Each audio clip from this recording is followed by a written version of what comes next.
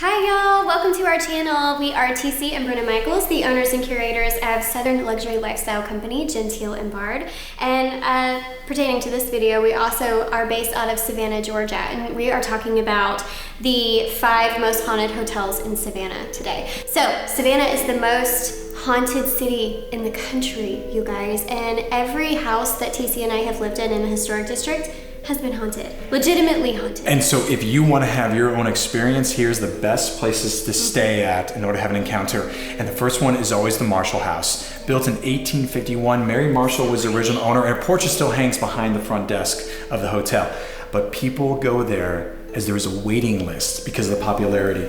Now most people want to stay on the 4th floor. Now the Marshall House went through many changes through the years, but it was the hospital of the Union soldiers during General Sherman's occupation of Savannah. A lot of amputations happened there. Amputations, diseases, epidemics, yellow fever outbreak of 1876. Some of the victims were there. And so what people encounter on the 4th floor mostly is a vision of a armless soldier walking the hallways, as well as other people wake up in the middle of the night and see the apparition of soldiers watching over them.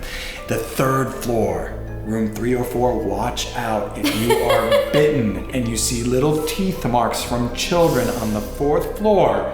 And the 2nd floor, just watch out, just going from room to room in the 2nd floor, of people feeling extreme nauseousness and like the room is moving. So everything the Marshall House has is definitely going to give you a haunted experience. If you're looking to experience a ghost sighting while you're in Savannah, consider the Marshall House. Yes. The second house on our list is an old Southern mansion built by the KEHOE family. They own the Ironworks factory back in Savannah a long time ago.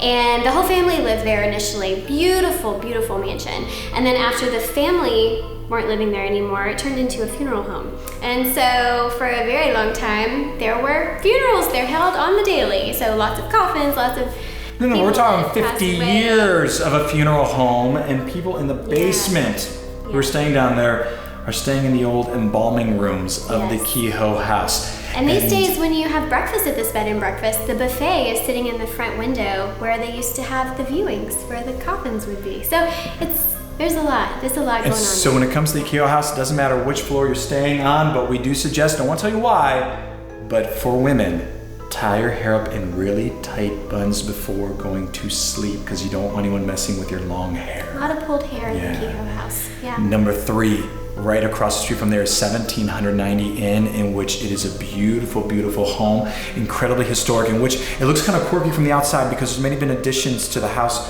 over the years. 1823 is when it's completed, but there's actually 3 different things you have to be aware of. Now one of the most haunted hotel rooms in all of Savannah is room 204 of 1790, and also beware of a little boy named Thaddeus who likes to trick people, likes to leave little pennies around the place for them. It's kind of cute for a ghost. No, it's not. There's this little dude running around causing mischief. But it's in odd places, on mirrors, hidden little things here and there.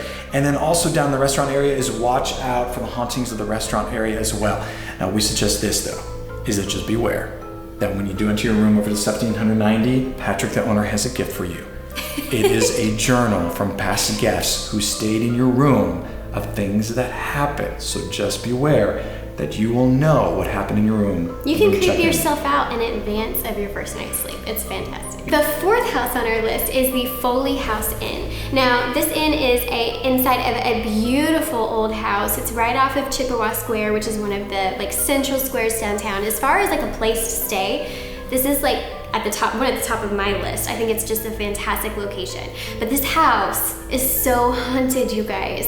And people have ghost sightings there all the time. It's so creepy. We hosted a couple one time, and we've hosted them twice on our ghost tour. And I asked them, I said, where do you love to stay? And they said, the FOLEY house. And I said, why? I said, well, we've stayed there 6 times. And I said, okay, so why 6 times at the FOLEY house? And they responded, we've been haunted 6 times. And is a dog friendly inn as well. And they said, so we'll bring our dog and we'll set up cameras and we'll record. We'll record ourselves while we're sleeping during the night. We'll record while the dogs were away and the behavior. And so I would just say that one thing you have to be aware of is while you are sleeping in the middle of the night, you may want to wear a long turtleneck or something because you may start to feel this. Yeah. And the mysteries and the secrets that are hidden in Savannah. A FOLEY house has always been in one of those most deepest secrets of our history. It's is very what took place. mysterious. Number 5 is beware of the glow on the rooftop of the Hamilton Turner Inn in Lafayette Square. This beautiful, beautiful home, which was the first home with electricity in Savannah, and Mr. Hamilton and Mr. Turner at different times own the inn. However, though, many people will go and take pictures of the roofline as the glow of a past security guard falling off the roof one night while trying to guard the house. But also, we had a guest one night who was staying at the Hamilton Turner Inn, and she goes, I was aware of the children. And I was aware of the children who always slept on the top floor of the inn, and that's where she was staying.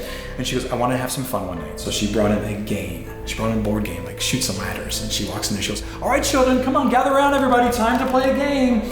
She said that she heard this little laughter of a child, and she went, nope, done, forget about it, not gonna be here anymore. She left the hotel, and she says, I'm good, I believe in the Hamilton Turner Inn now, that the children are present. And the creepy thing is that it is an adult-only inn. So many people hear the laughter, the children, or rolling of balls, or billiard balls. Up They used and to have down. like grand parties in this mansion, and the kids would be upstairs playing with the billiard balls across the floor. And so that's one of the things people think they hear now. So creepy, but it's beautiful. If you like, just as an aside, if you like taking Instagram pictures, this is a great location for Instagram photos, and we do have an entire video on the top Instagram-worthy locations, so definitely check that out. We'll link it below. And watch out for the echoes of the night in the Hamilton Turner Inn. So a lot of the stories that go along with these hotels we talk about on our ghost tour. So one of the branches of our business is a touring company here in Savannah. So you can book a Genteel and Bard Ghost Encounter tour on our website, genteelandbard.com. And when you're here, once you've picked one of your haunted hotels, you can come on the tour. You can walk with yours truly or one of our many talented guides and historians. You'll learn all about the history and the details of the ghost stories behind these old haunted mansions.